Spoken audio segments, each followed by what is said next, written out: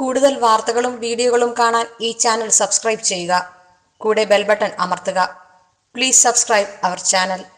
നമസ്കാരം.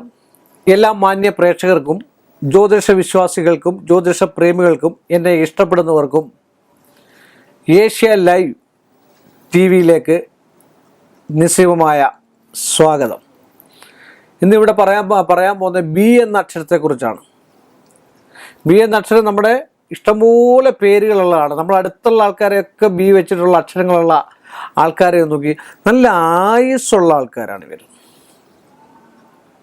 ശ്രദ്ധിച്ച് നോക്കണുണ്ടോ? അവർ തൂങ്ങിച്ചത്ത ചാകത്തില്ല.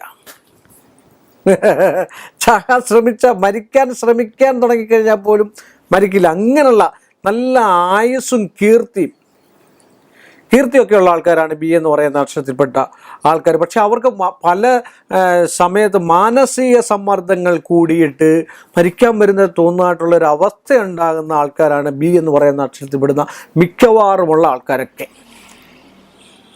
എന്നാൽ ഇവരെ എല്ലാ ആൾക്കാരുമായിട്ട് ഒരുപോലെ ഒരുപോലെ സ്വഭാവം, എല്ലാ ആൾക്കാരുമായിട്ട് ഒരേ രീതിയിൽ പെരുമാറി മുന്നോട്ട് പോകാൻ താല്പര്യം കാണിക്കുന്നു. അതുപോലെ സാഹസിക കൃത്യങ്ങൾ കാണിക്കുമെന്നുള്ള പ്രബലത്തോടു കൂടി മുൻനിർത്തി പോകുന്നതും എടുത്തിയാടി സംസാരിക്കുകയും ഒക്കെ ചെയ്യുന്നതായിട്ടുള്ള ആൾക്കാരാണ് ബി എന്ന് പറയുന്ന അക്ഷരത്തിൽ പെടുന്ന ഒരുപാട് ആൾക്കാരുണ്ട്. ഒരുപാട് ആൾക്കാർ എനിക്ക് നേരിട്ട് അറിയുകയും ചെയ്യുന്നതാണ്.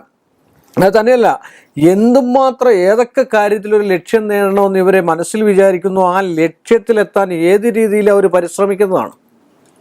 അതുപോലെ തന്നെ ധനസംബന്ധമായിട്ടുള്ള വിഷയങ്ങൾ, കൈ നിറയെ ധനം കിട്ടിയാലും ചില സമയത്ത് ഇവരുടെ കയ്യിൽ നിന്ന് ധൂർത്തടിച്ചു പോകുന്നതായിട്ടുള്ളൊരവസ്ഥയാണ്.